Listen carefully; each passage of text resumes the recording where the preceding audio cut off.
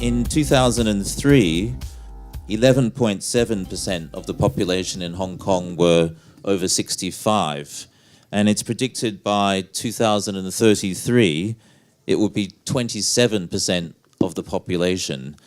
And that has huge implications for a number of issues in terms of human rights. One of them is that generally, if you have a greater proportion of older people, there may also be likely to have disabilities. So this panel is going to focus on that in particular. And again, we are delighted to have a distinguished moderator of the panel, who is the Honourable Dr. Fernando Cheung. He is one of our members of the Legislative Council in Hong Kong, for those that are not from Hong Kong, which is our parliament.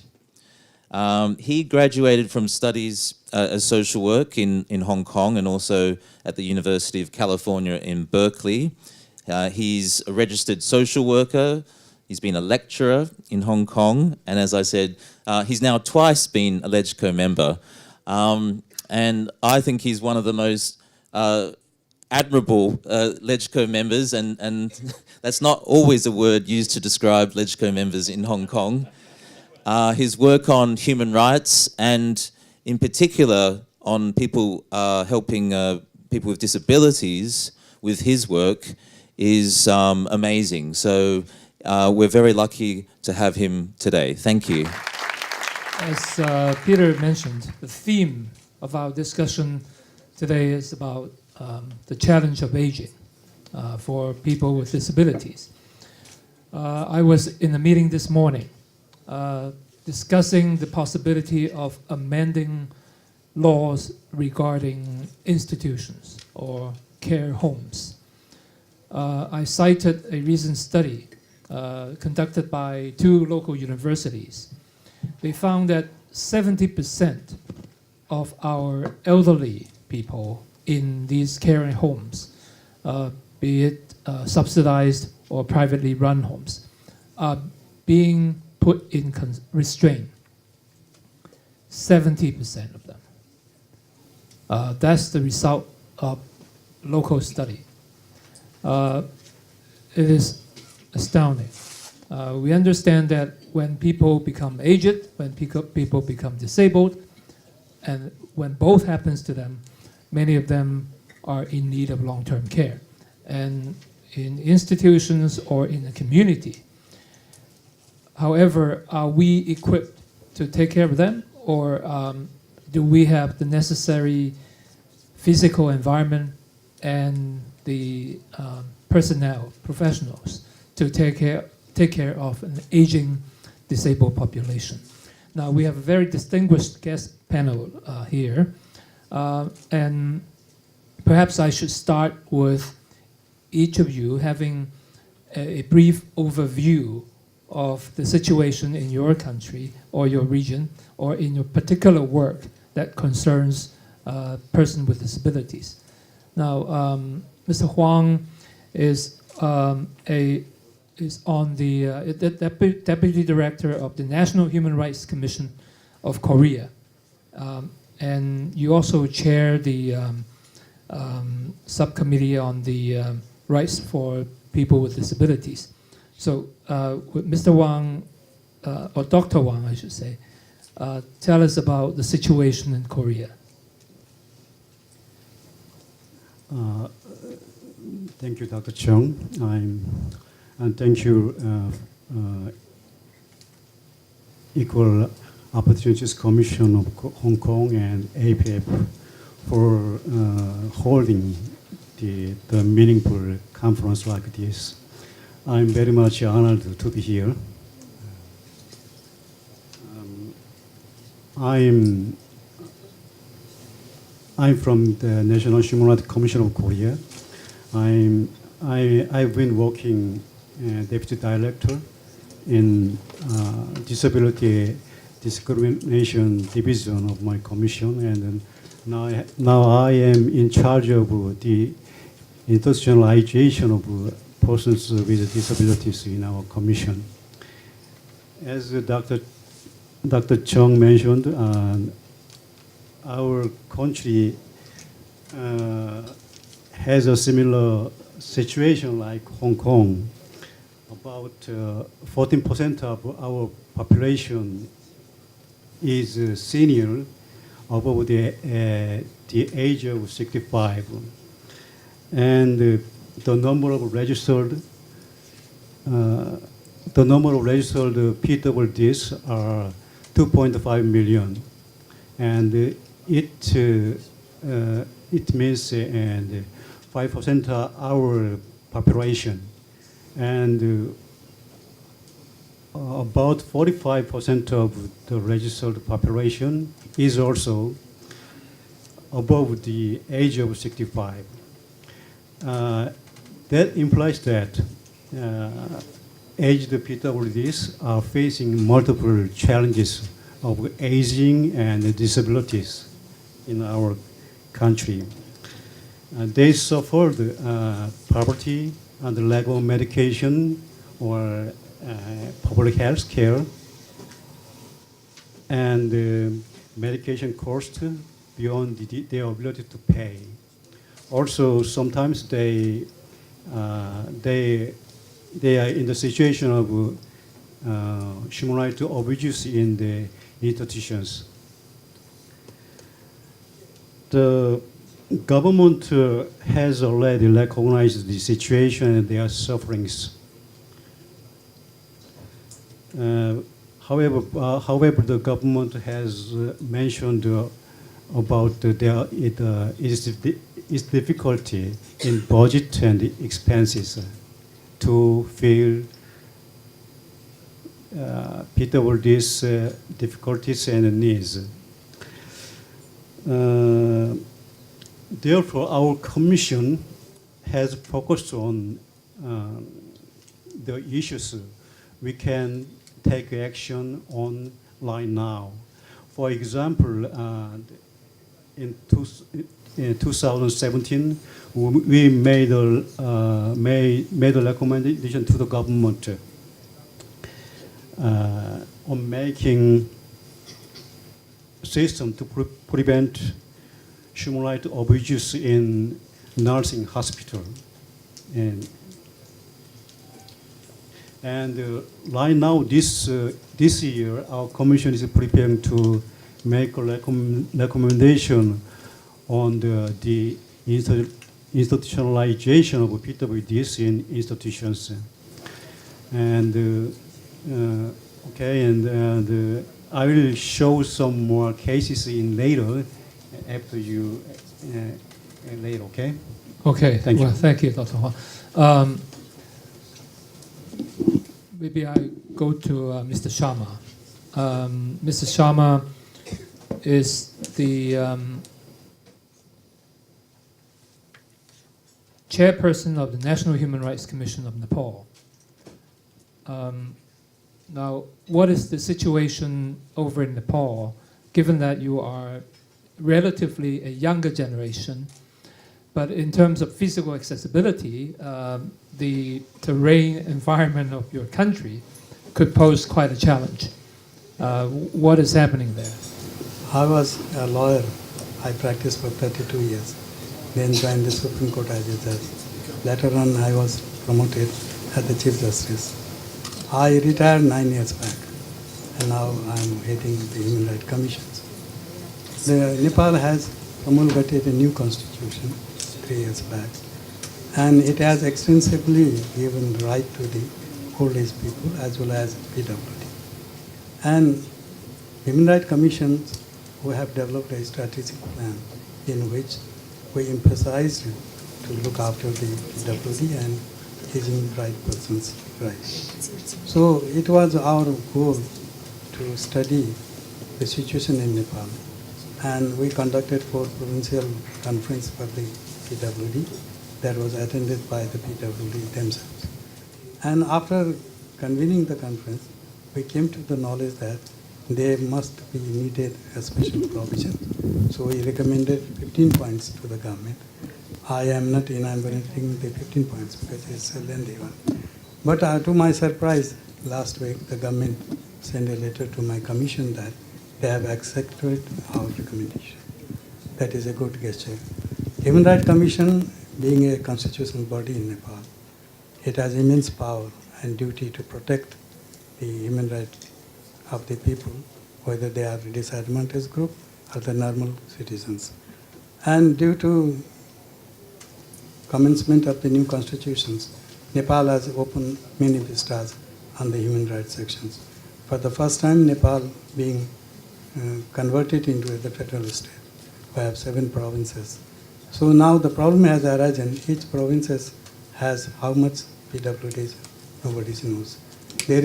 We couldn't find a segregated data. In totality, we can say that 67% of the population are having the mental illness. But out of 67, how many people aged 60 or more are mentally retarded or mentally problematic positions?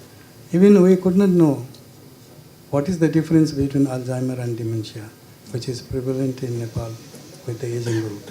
So all these things have been looked by the Human Rights Commission. Human Rights Commission prime goal is to look after the senior citizens. Thank you. Okay, well, thank you, Mr. Sharma. I think we all have different challenges. Now, I should come to Joseph Kwan, who is an architect by profession and also an access consultant for years. I think you're one of the foremost authorities in Hong Kong.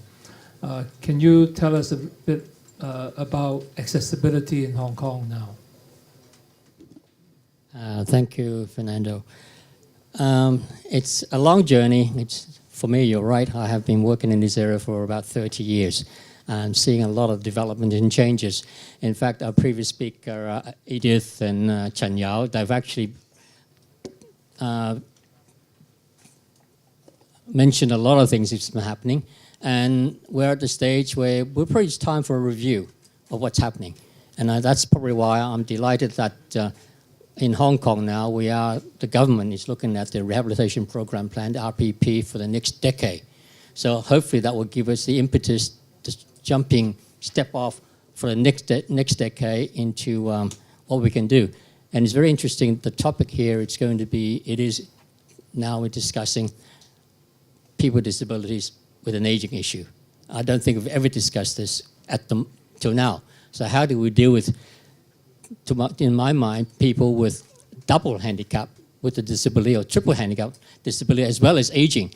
And as we all age, we have the same usual problems with our sights, our vision, and with our mobility, et cetera, et cetera. So I think it's very timely that the EOC is addressing this issue, whether we can do more for the next decade, maybe through the RPP. Yeah, well, however, I don't see any government officials around here. So the one who needs to act is absent, and that goes to show how serious we are in Hong Kong about accessibility or aging challenges for PWDs. But Dr. Lam is here. Now, Dr. Lam is a sort of government official in a way. He is a member of the Executive Council. The Executive Council is supreme in Hong Kong. In our law, in many ways, it is the chief executive and the Executive Council acting together with the given power.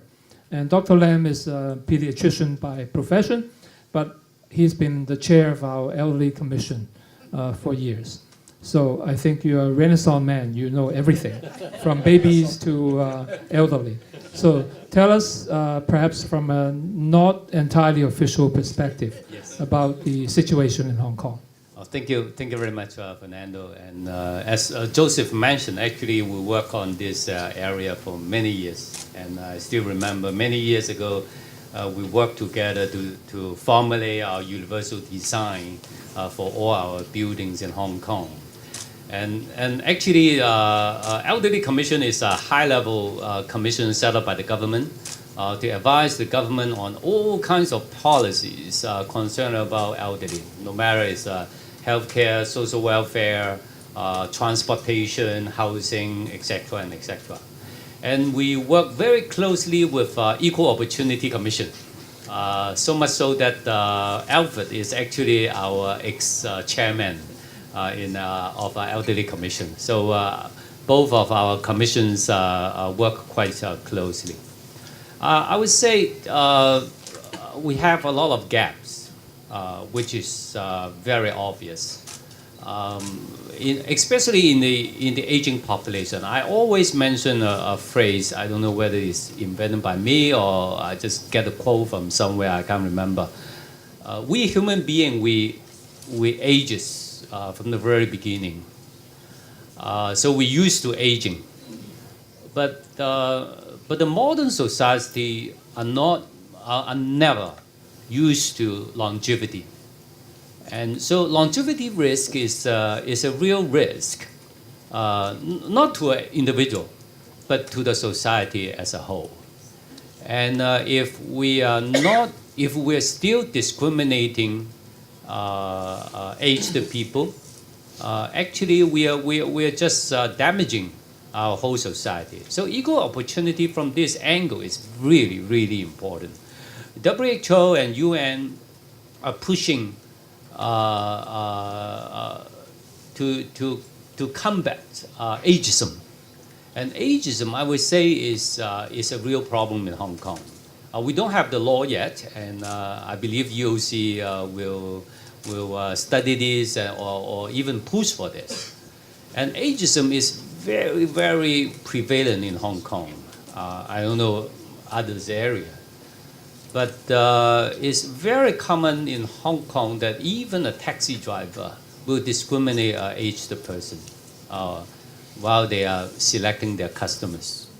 And not to mention a lot of our employers in Hong Kong, ranging from the government to even to an NGO. And I appeal to you, if you are a head of NGO or even a head of NGO of human rights, I would say more or less, really, you have some degree of ageism in your employment policy.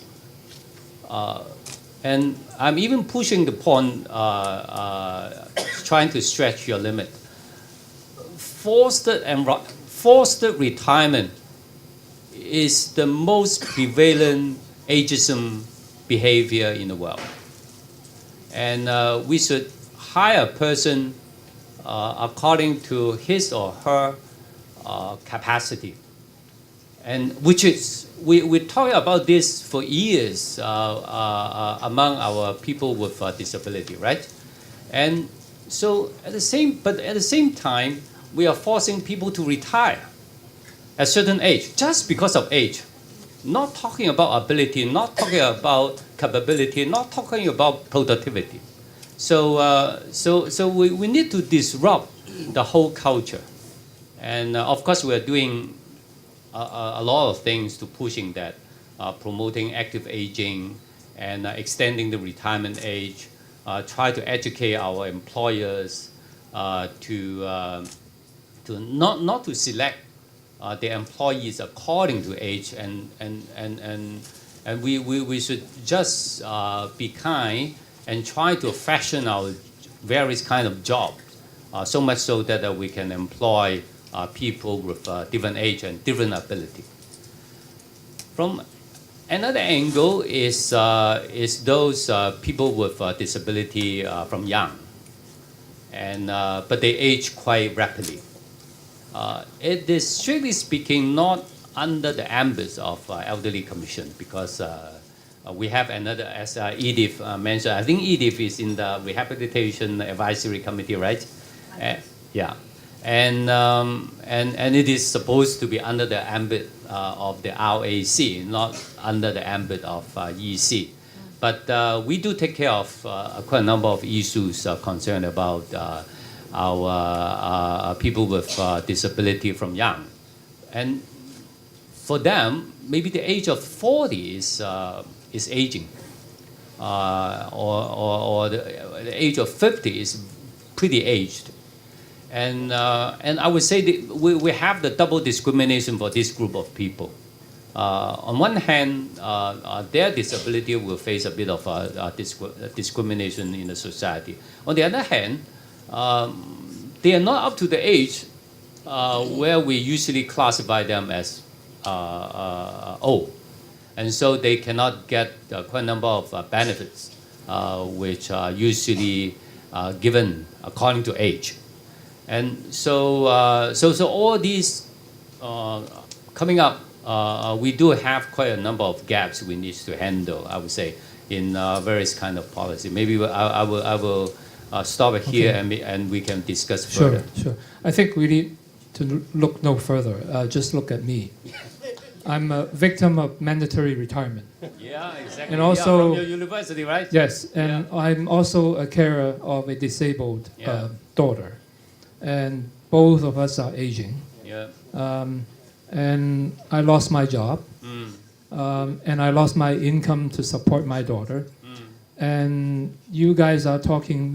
Dr. Huang is also you're leading a deinstitutionalization movement, right?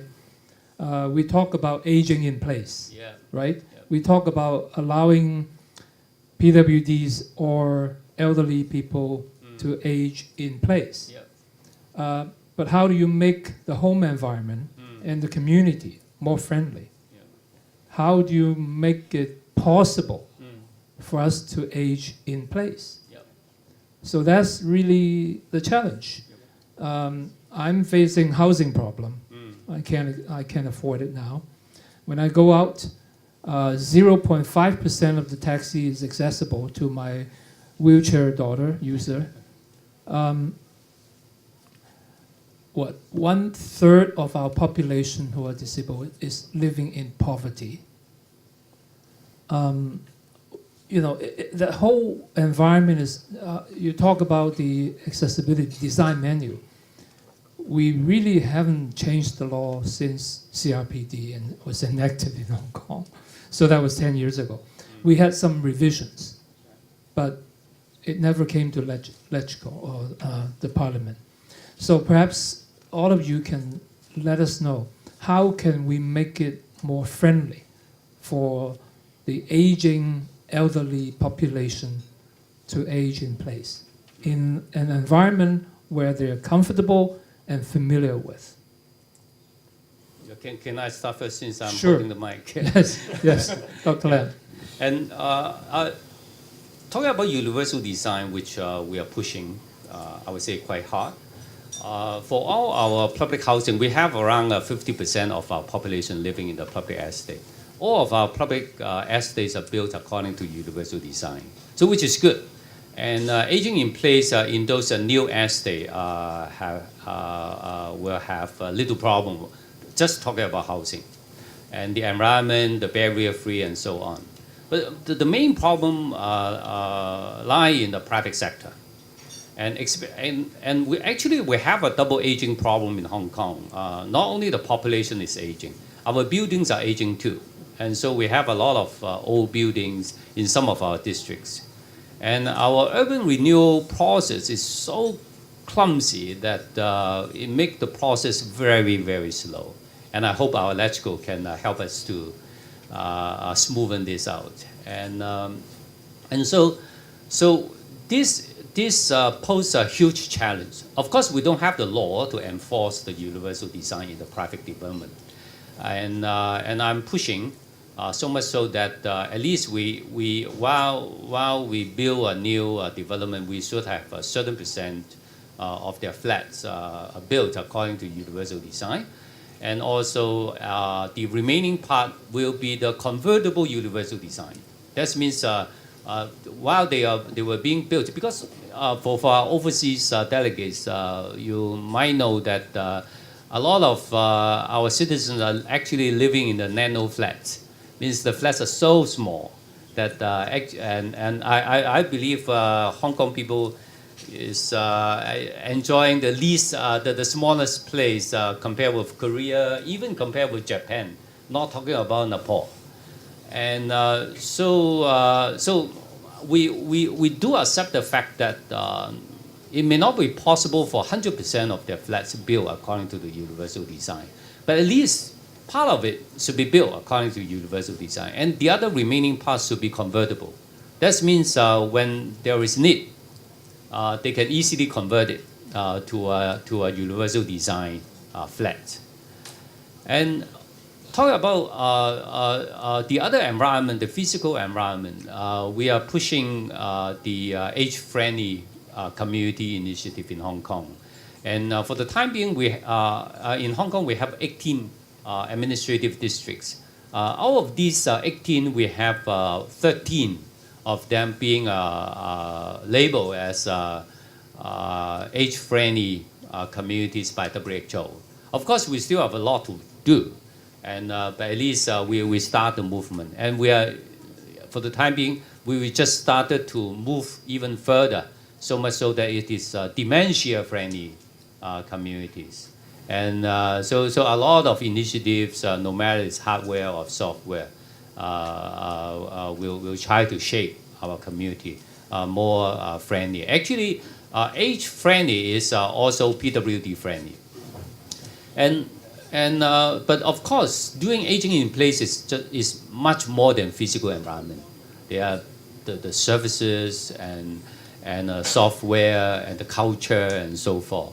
And we still have a lot to do. But at least aging in place has been set by the government, recommended by the Elderly Commission, to be the main objective while we are facing the population aging. And yeah, maybe I can share the other initiatives later. Okay. Anyone want to go? Yeah. Okay. Mr. Sharma. Thank you. May I allow to say something regarding the Nepal? And in Nepal, the constitution says that we don't use the word old age. We say the senior citizen. So who are the senior citizen? Constitution does not say that 60 years or above will be senior citizen. It is silent in the constitution. The government come up with the act that is 13 years back. Here they interpreted it 60 years or above are the senior citizens.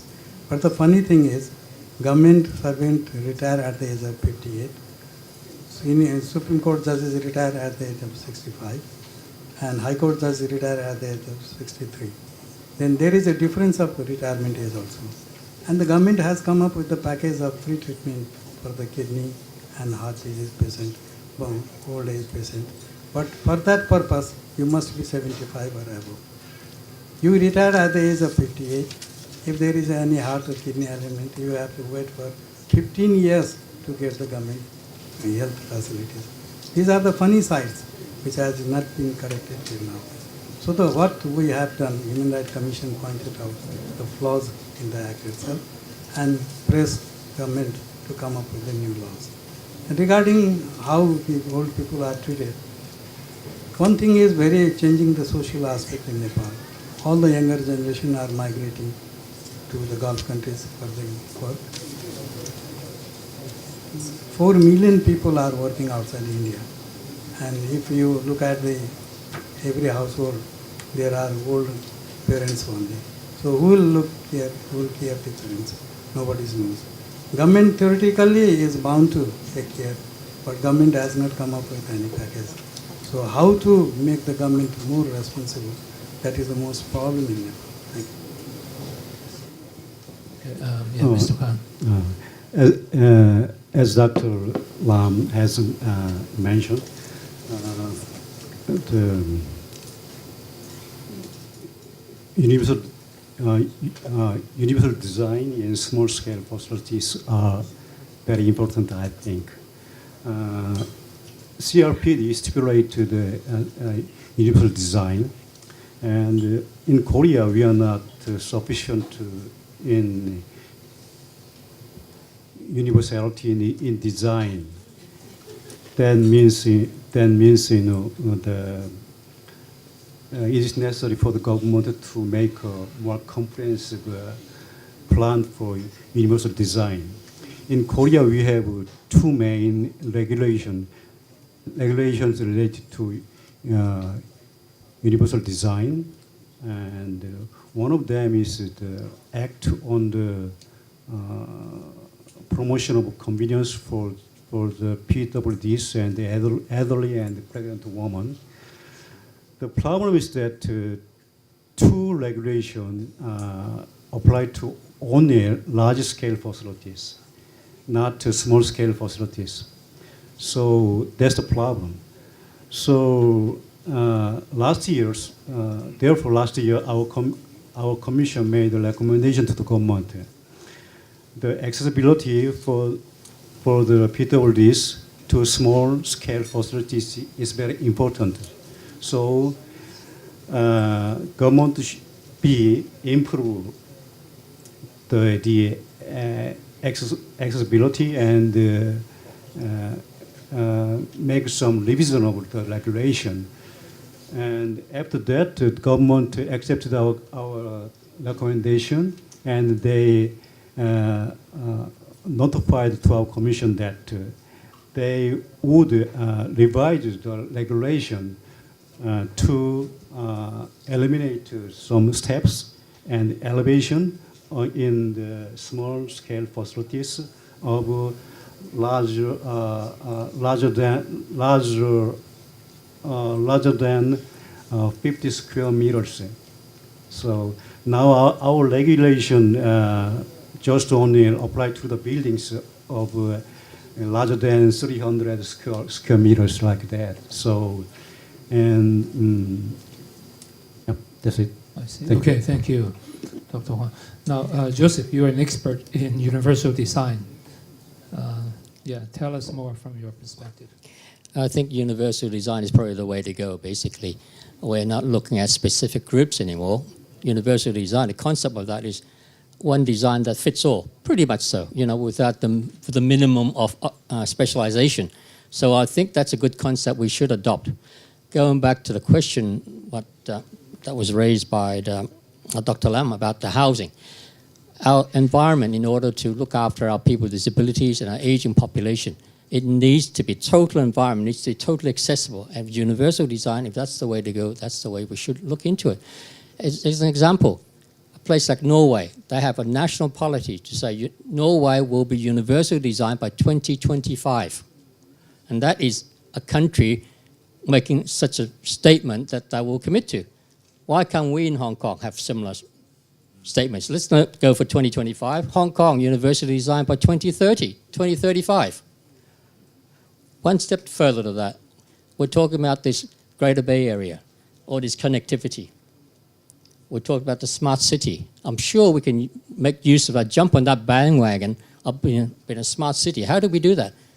Being smart, right? Using IT in order to make our pedestrian walkways accessible, easy to get by. So you could be provided with whatever IT items that you need.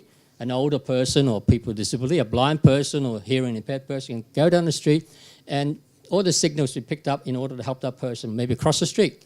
If that person comes in near the pedestrian crossing, they detect that person there, the crossing time may be longer for that older person, for the wheelchair person, etc. So this is all part of the smart city concept. And we're talking about drones now, right? Why can't we have things delivered to us, provided all the other things are safely considered using the assistive technology as drones? And I believe in some elderly centers now, they're actually using robotics to deal with or interface with the residents. And one thing I like to mention about robotics, I hope we don't lose the human touch. It's so easy to say, let's send a robot in and he or she can communicate with a papa or a gong gong, and they're talking to this machine. Keep them mentally active, dementia active, that's fine, but let's put a human face to it. They're there to assist us. They're not there to replace us. And at least keep us in a job for a bit more longer, So all these things we need to develop, and I think government needs take the lead. And we can't just leave it to private sector in providing, public housing, private housing. Let's give them some incentive for them to put in. Australia, I think they have guidelines that say 10% of the housing stock must be visitable, which means whatever that is, the lower blocks, visitable by someone in a wheelchair or someone in need, an older person in need. So something like that. And you mentioned the concept about adapted housing. The Americans have been doing this for 20, 30 years, adapted housing, that you move in a place that if you need to, you put in the extra grab bar, you put in the extra whatever, remove the threshold as necessary. So I think we should be thinking in that line, Greater Bay Area, and part of the should be the smart city concept. Okay, thanks, Joseph.